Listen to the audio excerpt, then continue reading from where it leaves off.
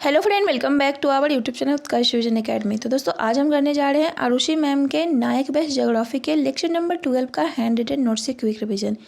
इससे पहले हमने लेक्चर 1 से 11 तक का रिवीजन करा दिया है, तो जिन्होंने उसे नहीं देखा है वह हमारे चैनल के प्लेलिस्ट में जाकर देख सकते हैं। तो आइए आज की क्लास को शुरू करते हैं। आज का हमारा टॉपिक है पूर्वी घाट और पश्चिमी घाट। पिछली क्लास में हम लोग पढ़ चुके थे सतपुड़ा पर्वत के बारे में। बात करें सतपुड़ा पर्वत की, तो सतपुड़ा पर्वत को 3 भागों में बांटा गया था, जिसमें वेस्टर्न पार्ट की बात करें तो राजपीपला हिल्स, ईस्टर्न पार्ट की बात करें तो मैकाल पहाड़ी और सेंटर वाले पार्ट की बात करें तो महादेव पहाड़ी थी। नेक्स्ट हम बात करते हैं सतपुड़ा पर्वत की सबसे ऊंची चोटी की। तो सतपुड़ा पर्वत की सबसे ऊंची चोटी का नाम जो है धूपगढ़ है। बात करें मैकाल रेंज की, तो मैकाल रेंज जो है छत्तीसगढ़ में स्थित है और नर्मदा और सोन नदी जो है अमरकंटक से निकलती है। बात करें सतपुड़ा पर्वत जो है नर्मदा और तापी नदियों के बीच में स्थित है। नेक्स्ट हम आगे बात करते हैं सतपुड़ा पर्वत के बारे में। तो सतपुड़ा पर्वत जो है एक तरह का ब्लॉक पर्वत है।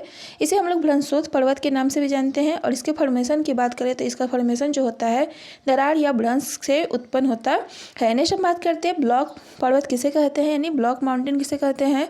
तो तनाव और खिंचाव की शक्तियों के द्वारा खिंचाव के कारण धरातली भागों में दरारें और भ्रंश पड़ जाते हैं, जिससे धरातल का कुछ भाग जो है ऊपर उठ जाता है और दरारों के समीप ऊंचे उठे हुए इसी भाग को क्या कहते हैं हम लोग ब्लॉक पर्वत कहते हैं।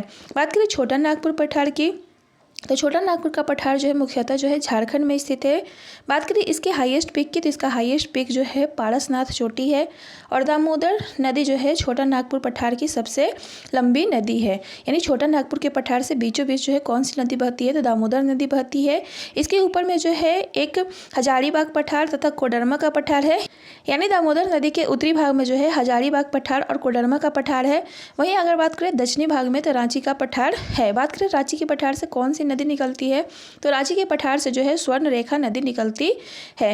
यानी यहाँ दिया गया है दामोदर नदी के उत्तर में जो है हजारीबाग पठार है और दक्षिण में बात करें तो रांची का पठार है। नेक्स्ट हम बात करते हैं छोटा नागपुर पठार में जो है कौन कौन से अयस्क पाए जाते हैं। तो छोटा नागपुर पठार में लौह अयस्क, कोयला, अभ्रक और बॉक्साइट जो है प्रचुर मात्रा में पाया जाता है। नेक्स्ट हम बात करते हैं दामोदर नदी घाटी में जो है कोयले के भंडार भी मिलते हैं और झारखंड के हजारीबाग से अभ्रक निकाला जाता है। बात करें सीएनपी यानी छोटा नागपुर पठार में जो है कौन सा तत्व जो है नहीं मिलता है, तो सीएनपी यानी कि छोटा नागपुर पठार में जो है सोना नहीं पाया जाता है।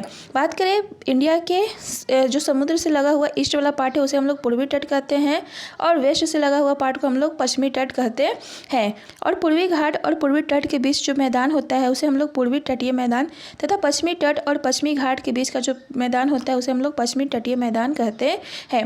बात करें पश्चिमी घाट की, तो पश्चिमी घाट को हम लोग सहाद्री भी कहते हैं और पूर्वी घाट और पश्चिमी घाट का जो मिलन स्थल है वह नीलगिरी हिल्स कहलाता है। बात करें नीलगिरी हिल्स के सबसे ऊंचे चोटी की, तो दोदा बेटा है। इसकी ऊंचाई की बात करें तो 2637 मीटर है। बात करें नीलगिरी हिल्स के एक्सपेंशन यानी विस्तार की, तो ये कर्नाटक, केरल और तमिलनाडु 3 स्टेट में फैला हुआ है। और नीलगिरी हिल्स में जो है एक जनजाति पाई जाती है जिसका नाम जो है टोडा जनजाति है और यह जो है भैंस पालती है।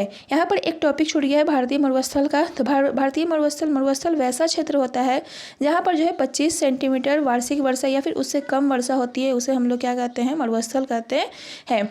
भारत के मरुस्थल की बात करें तो थार मरुस्थल है जो कि राजस्थान में अधिकांश रूप से फैला हुआ है और यह जो है अरावली के उत्तर पश्चिम वाले पार्ट में फैला हुआ है। बात करते हैं आगे वेस्टर्न घाट की, तो वेस्टर्न घाट की जो लंबाई है वो जो है 1600 किलोमीटर लंबी है और इसकी ऊंचाई की बात करें तो 1000 से 1300 मीटर है। बात करें इसके एक्सपेंशन यानी विस्तार की, तो उत्तर में तापी नदी से लेकर दक्षिण में नीलगिरी पहाड़ी तक यह फैला हुआ है और इसका अदर नाम की बात करें तो सहाद्री है।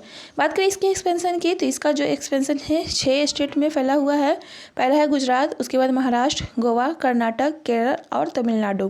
बात करें पूर्वी घाट और पश्चिमी घाट के मिलन बिंदु को क्या कहते हैं, तो पूर्वी घाट और पश्चिमी घाट के मिलन बिंदु को जो है नीलगिरी हिल्स कहते हैं।